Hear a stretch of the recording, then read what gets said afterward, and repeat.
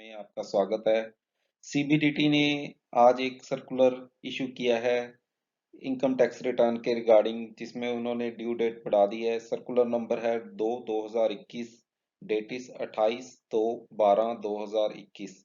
तो किस रिगार्डिंग है ये सर्कुलर और उसके बारे में हम डिटेल में बताएंगे।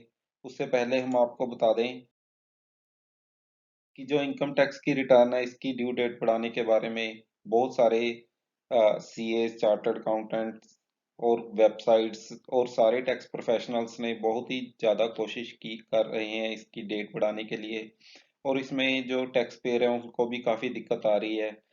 इसके कई कारण हैं। जो कारण है उसमें सबसे पहले ये है कि कोविड-19 की वजह से अलग अलग टाइम पे ये इशू आते रहे हैं, जिसकी वजह से पहले डेल्टा वेरिएंट आ गया, फिर ओमिक्रॉन आ गया, फर्स्ट वेव आई, सेकंड वेव आई, तो उसकी वजह से लोगों के बिजनेस ठप रहे, कामकाज पूरा बंद रहा। और इसी तरह इनकम टैक्स की जो पोर्टल नया इन्फोसिस को दिया गया था कॉन्ट्रैक्ट, वो बहुत ही ज्यादा उसका काम खराब रहा है इनकम टैक्स का। और एक बार तो निर्मला सीतारामन ने भी इनकम टैक्स पोर्टल को सही काम ना होने की वजह से इन्फोसिस को नोटिस इशू कर दिया था। लेकिन अब भी कुछ टाइम वो सही चल भी रहा था, लेकिन अब क्या है, फिर दोबारा नई नई दिक्कतें आ रही हैं, नई नई प्रॉब्लम्स आ रही हैं।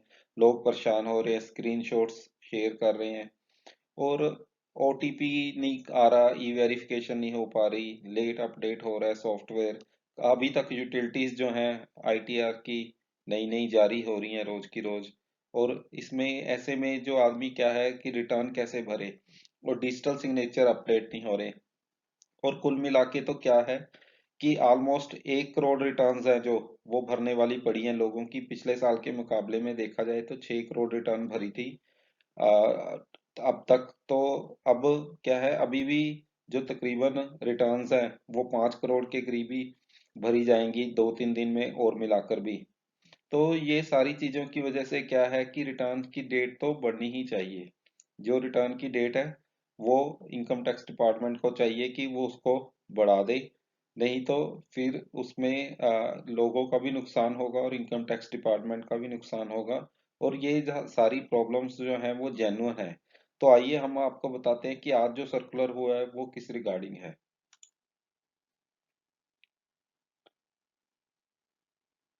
इनकम टैक्स डिपार्टमेंट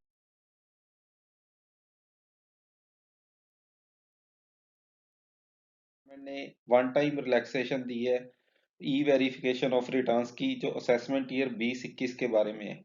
आपको पता ही होगा कि जो इनकम टैक्स की वेरिफिकेशन है, रिटर्न हम जब अपलोड कर देते हैं इनकम टैक्स की वेबसाइट के ऊपर, तो उसके बाद उसको वेरीफाई करना होता है। उसके लिए हम चाहे तो हम अपनी आईटीआर वी का प्रिंट आउट निकाल कर बेंगलोर भेज सकते हैं या ई वेरिफिकेशन कर सकते हैं। उसके मेथड जो हैं, चाहे आधार के थ्रू कर सकते हैं हम, चाहे आधार ओटीपी के थ्रू कर सकते हैं, या ई फाइलिंग अकाउंट से नेट बैंकिंग के थ्रू कर सकते हैं, ईवीसी बैंक अकाउंट नंबर से मंगवा सकते हैं, डीमैट अकाउंट से ले सकते हैं, एटीएम के थ्रू ईवीसी ले सकते हैं, और या फिजिकल कॉपी ले सकते हैं। इन सारी चीजों की 120 दिन के अंदर हमें रेगुलराइजेशन करनी होती है, तभी वो आईटीआर वैलिड मानी जाती है। नहीं तो जो अपलोड की गई आईटीआर है वो वैलिड नहीं मानी जाएगी और ये माना जाएगा कि जैसे आपने रिटर्न भरी नहीं है।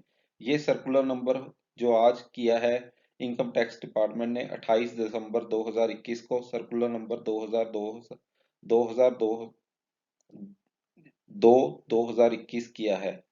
तो इस सर्कुलर के अंदर जो है, इन्होंने जो 120 दिन थे वो 2021, यानी कि ये असेसमेंट ईयर 2021 के बारे में है। और इसमें क्या था कि 120 दिन के अंदर रिटर्न नहीं भरी थी। तो इनकम टैक्स डिपार्टमेंट ने क्या देखा है कि जो ये रिटर्न 2021 की थी उसमें काफी सारी जो फॉर्म्स हैं उनके आईटीआर वी बंगलोर में नहीं पहुंचे हैं, या फिर जो आईटीआर वेरिफिकेशन थी वो नहीं की, सिर्फ रिटर्न को अपलोड करके छोड़ दिया गया है। इसके कई रीजन होते हैं कि काफी लोगों को पता नहीं होता कि ई वेरिफिकेशन भी रिटर्न की करनी है, या कई और कारणों की वजह से लोग सिर्फ अपलोड करके छोड़ देते हैं। ये रिटर्न्स जो हैं, अगर 120 दिन में ई वेरिफिकेशन या वेरिफिकेशन बाय फिजिकल मोड अगर नहीं की गई तो ये माना जाएगा कि रिटर्न भरी नहीं है। तो वो रिटर्न ना भरने के जुर्माना जो लगना चाहिए, वो इनकम टैक्स डिपार्टमेंट उनके खिलाफ एक्शन ले सकता है, कि जैसे कि वो रिटर्न भरी ना गई हो तो वो एक्शन हो सकता है। इसके अंदर आप सारी बातों को देखते हुए कि इतनी बड़ी लंबी बड़ी अमाउंट में बड़ी वैल्यू में रिटर्न्स है, बड़े नंबर में रिटर्न्स हैं जो वो ई वेरिफिकेशन की वजह से प्रोसेस नहीं हो सकी हैं।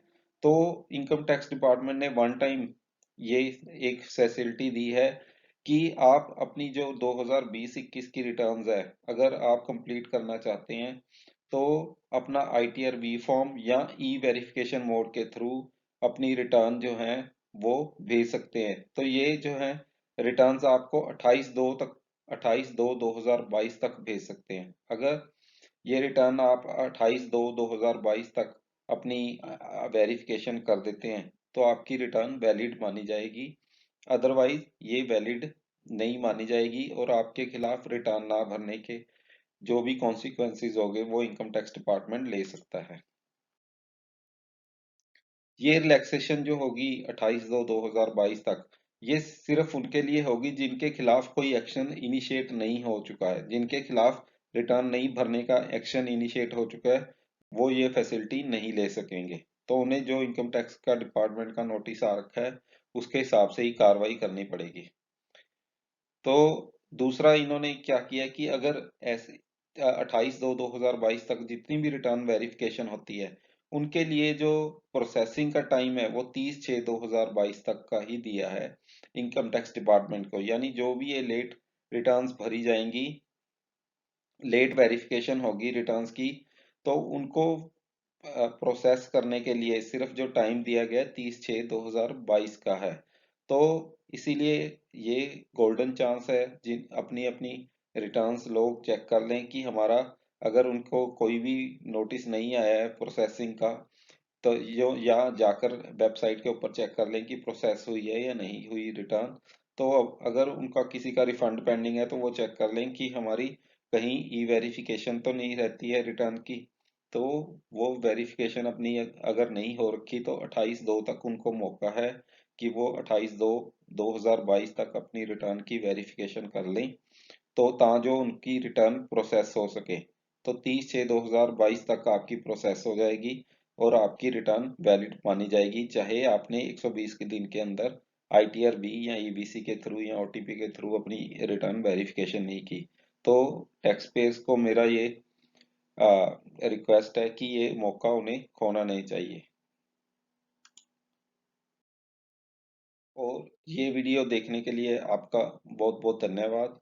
आप अगर ये वीडियो को लाइक करते हैं तो शेयर कीजिए, लाइक कीजिए, कमेंट कीजिए और सब्सक्राइब कीजिए news tax news India channel को। धन्यवाद।